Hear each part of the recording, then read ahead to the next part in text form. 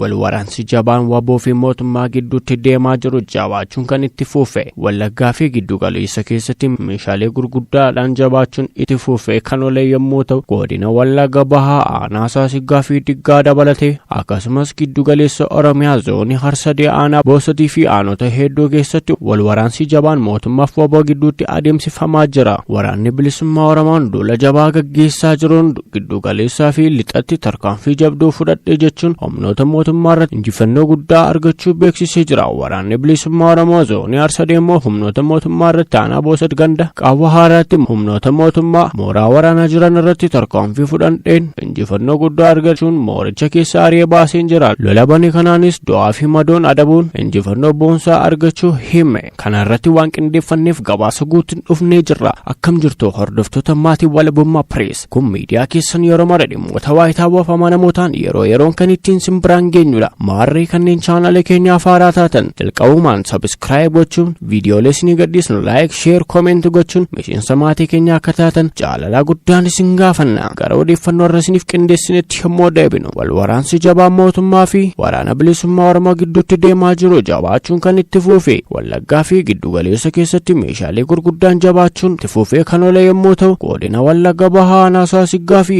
aanaa Diggaa dabalatee akkasumas giddu galeessa Oromiyaa zoonii Harsadee aanaa Boosat dabalatee aanota hedduu keessatti wal waraansi jabaan mootummaaf waboo gidduutti adeemsifamaa jira. Waboon duula jabaa gaggeessaa jiruun giddu galeessaaf lixatti tarkaanfii jabduu fudhadhe jechuun humnoota mootummaa irratti injifannoo guddaa argachuu beeksisee jira. Waraanni bilisummaa Oromoo zoonii Harsadee humnoota mootummaa irratti aanaa Boosat ganda Qaawwa Haaraatti humnoota mootummaa mooraa waraanaa jiran irratti tarkaanfii fudhadheen injifannoo guddaa argachuun mooricha keessaas ari'ee baaseera jedhe. Lola bane kanaanis du'aa fi madoon adabuun injifannoo boonsaa argachuu himan. Kana malees Wallagga Bahaa aanaa Saasiggaaf Diggaa keessatti diina haleeleen jira jedhe. Kanumaanis waraanni bilisummaa Oromoo waboon tarkaanfiiwwan fudhachaa jiru jabeessee kan itti fufee jiru ta'u bakkeewwan adda addaatti diinolii fi diina saba kootii kan jedhu hundarratti haleellaa baneen jira jedhe. Taateen godina Wallagga Bahaa aanaa Diggaa bulchiinsa Arjoo guddattuu ganda Baambachaa fi akkasumas aanaa Saasiggaa gabaa Sanbataa keessatti lola humnoota mootummaa waliin taasifameen ibsa kennee madoo fi du'aan adabuun akkasumas meeshaalee waraanaa jajjaboo ta'an irraa fudhachuu mooraa bilisummaa Oromoof galii godhee akka jiru hime. Akkasumas injifannoo giddu galeessatti arganneen humnoota mootummaa akka malee dadhabsaa jirra jechuun waraanni bilisummaa Oromoo beeksisee jira. Tarkaanfii fudhatame kanaan gama meeshaatiin injifannoowwan argame qawwee AK-25 ol hidhannoo mudhii 33 fi meeshaalee waraanaa adda addaa irraa hiikee jiraachuuf waraana bilxiginnaa irraa immoo 47 ol battalatti miidheen jira. Hedduus madeessee jiraachuu hoogganaa waraana bilisummaa Oromoo naannichaatti himuun dhaga'amee jira. Waraanni bilisummaa Oromoo injifannoo kun kan inni labsame gareen mootummaa badhaadhinaa dilbata darbe magaalaa Naqamteetti hundeeffama liizii dhiyaa waggaa 47ffaa jechuun sirni nyaataaf dhugaatii erga qophaa'ee guyyaa 2 booda funyaan Naqamtee jalatti humnoota mootummaa jedhaman kanarratti adabbii taasisuun kasaaraa hamaa keessa galcheen jira jechuun dubbate.